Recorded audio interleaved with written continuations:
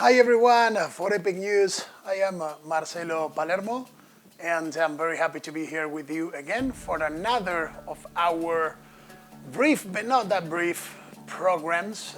This again is Epic News. Think about what's happening in a recent conversation with a accredited doctor, infectologist, in condition of anonymity. I heard and got to learn that the COVID-19 situation will, for sure, the way it is, last, and this is not a speculation, but a projection, in between 9 to 18 months, more. So that will be 2 periods of 9 months or a straight period of 18 months. In a world that we have, where we have right now an approximate number of 13,700,000 or over 13,700,000 confirmed cases, of course not active since the pandemic situation started all the way to now. And in the United States of America, over 3,770,000 approximately cases, and with a rate of death in some places peaking, especially recently in one day, Texas, the state of Texas, has peaked to 127 deaths in one day. Dr. Fauci saying that certain places in the states should shut down, and he specifically named the case of the state of Florida, which is nowadays the main focus for COVID-19 in the whole world. We must think about how we proceed towards the times to come, and that is towards the already started second half of this 2020, a very difficult year. A year in which in a matter of months we are going to have to select a new president. The election between Donald Trump, the current incumbent president, against Joe Biden, the presidential hopeful of the Democratic Party and former vice president, is at full throttle right now, still under the new reality, or bad under the new reality. It is projected that maybe there will be at least 1, 2, or 3 debates between these two candidates, one the president, the other one the hopeful, the former vice president of the Obama administration.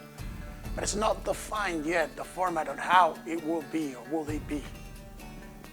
Many people cannot even imagine the possibility of a virtual debate or something via Zoom or something like that, a platform, a structure like that.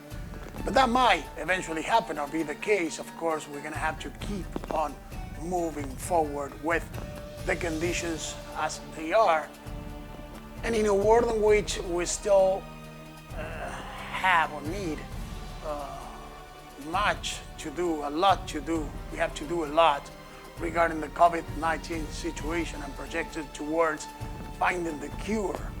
Well, that will be the vaccine and the pill or sheer treatment that will actually help us move forward with this situation. We still have to be very cautious. Of course, there's a thing here, and we have to point it.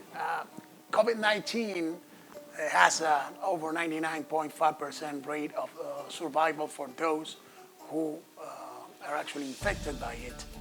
But the unfortunate number of deaths having risen, and the possibility of the projected numbers of people that might eventually be infected by COVID-19 or getting sick with that virus, the possibilities of a sheer mutation of the virus that could make it stronger or weaker.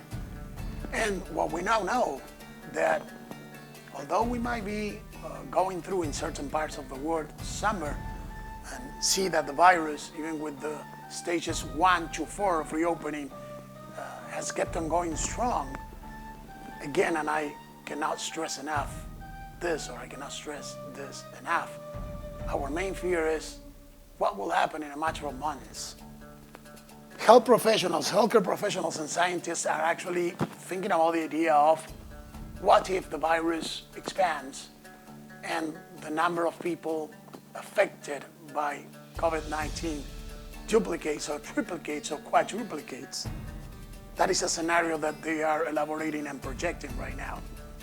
And of course, many of these investigators will love to be proven wrong, or to at least know that they were preventing and that the bad situation, the worst of the situations, never comes to happen.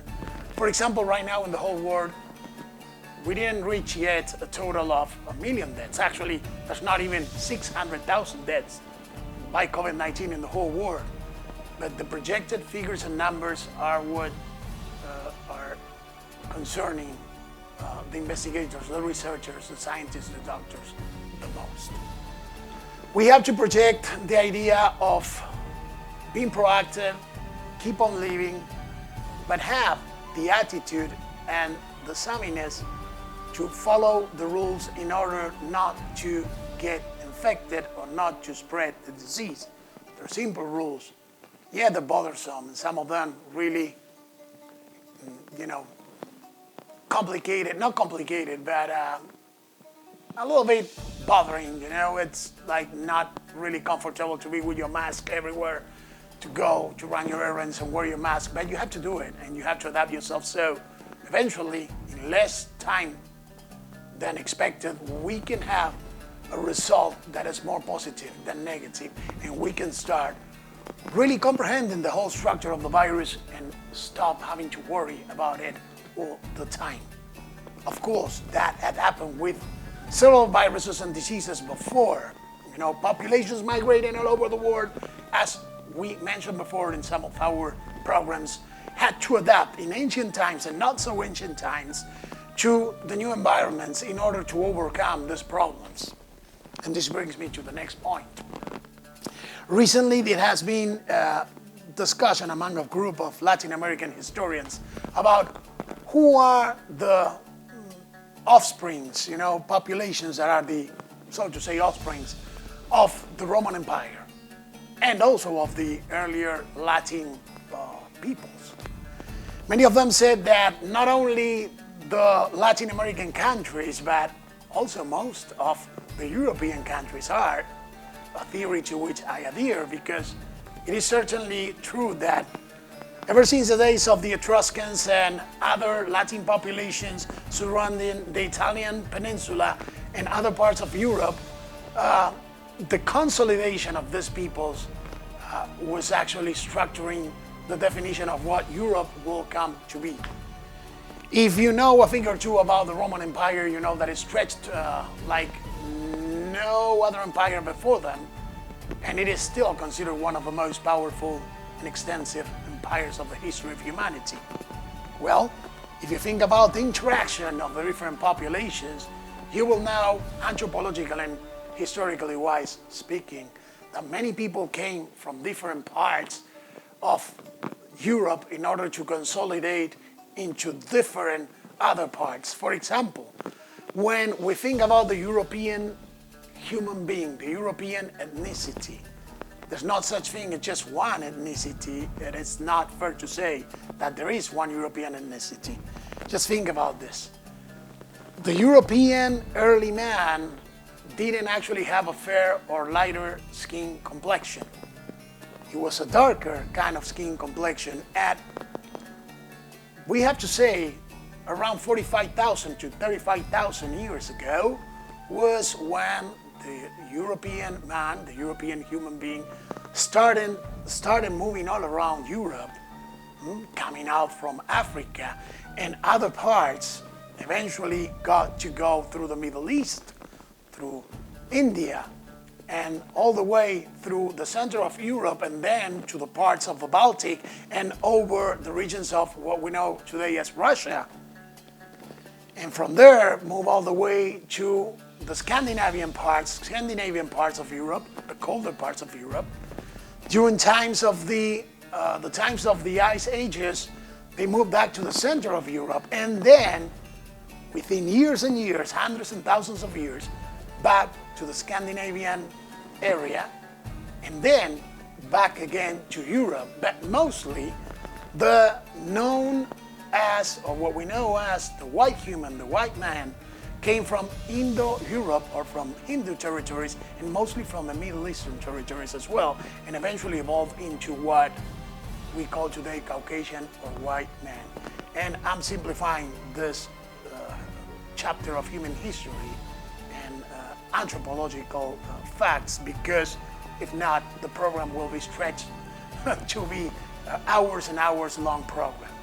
But we need to understand that the interaction, not only of Europe, but of many other countries, actually led to us being what we are. It led to us adapting to different situations.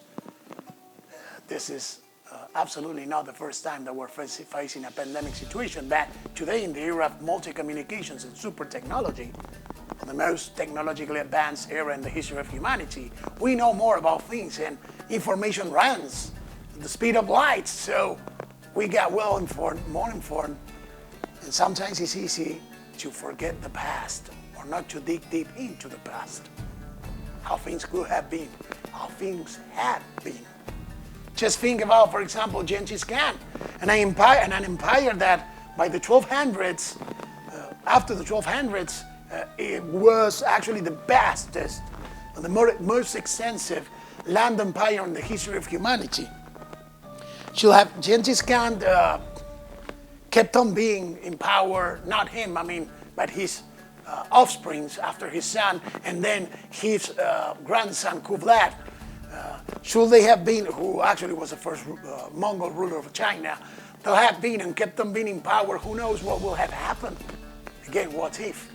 But one thing we know for sure, 1 of every 200 humans inhabiting this planet, planet Earth, which is the only planet in which we know we have humans, and up to now at least, are direct descendants, or somehow direct or indirect descendants of Genghis Khan. That gives us here around the number of 16 million human beings, most of them in Mongolia. But if you go and see how the Mongol people are, their complexion, their skin, everything, their ethnic complexion, let's put it that way, you will see that many Mongols actually are as white or as fair skin, or their skin is as light or lighter than that of many Europeans from the Western countries. There was obviously a sheer interaction, and it always was like that within times with humanity. Now think about the Roman Empire and the concept of race, the erroneous, the wrong concept of, the foul concept of race, because there's only one race, and that is the human race. But think about the idea and conception of race, the way it has been applied times after the glorious days of the ancient times and the glorious days of the ancient empires. They determined that there was such thing as an enterprise of slavery, and that you have to enslave certain ethnicities because certain other ethnicities thought that they were superior to the other ones. Very unfortunate, and very untrue, and very unhealthy as well. Back in the days of the great ancient Roman Empire, slavery was about conquering and about taking people from those territories that had been defeated. And some of them, the lower classes or former soldiers, they have been taken, or they were taken to other places as labor force. No matter the color of their skin, and sometimes, and many times, it didn't even matter the social status in the countries where they were living in. Many things that happened throughout the history of humanity, and of course, now, as always, we face another challenge. Not only the challenge of COVID-19, but the challenge of ideologically adapting ourselves towards becoming better humans, to do something better so we can actually expect something better, not from here to 500 years. We really don't know how things are going to be from here to 500 years. But for something that could be better for us from here to the next 1, 2, 3, 4, 5, 10 years, the next 2 decades.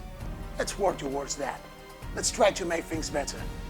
And recently, in El Paso, Texas, the area where we live at, we had great news regarding elections.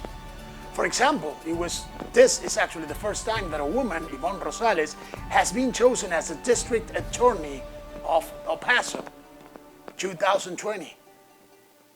It took a long time, but it finally happened. We need to think about diversity. We need to think about projection, and we need to think about how we get all of us, all together, towards bringing that togetherness to a point that will help us evolve for good and not for bad. We're humans after all. I'm writing something called the Anti-Human Manifesto. And the Anti-Human Manifesto talks about being anti-everything that makes humans bad. Soon enough, I will have that book ready, and I will invite you, I will encourage all of you to read and to do your part as well, so we can bring all the concepts that makes humans bad, every single trait that makes us a bad species, and try, at least try, to start changing that bad aspect of humanity so we can become the best versions of ourselves. Let's make it happen this way. Let's make it as the old Chinese adage say goes. Maybe you're living through very interesting times. Let's make these interesting times very good times. For Epic News, I'm Marcelo Palermo. Thank you for watching. Remember, give us a like at Álvaro Galdoso, Marcelo Palermo, Epic News. Follow us, stay there with us, because we are going to be here for you. Thank you. You have a great day.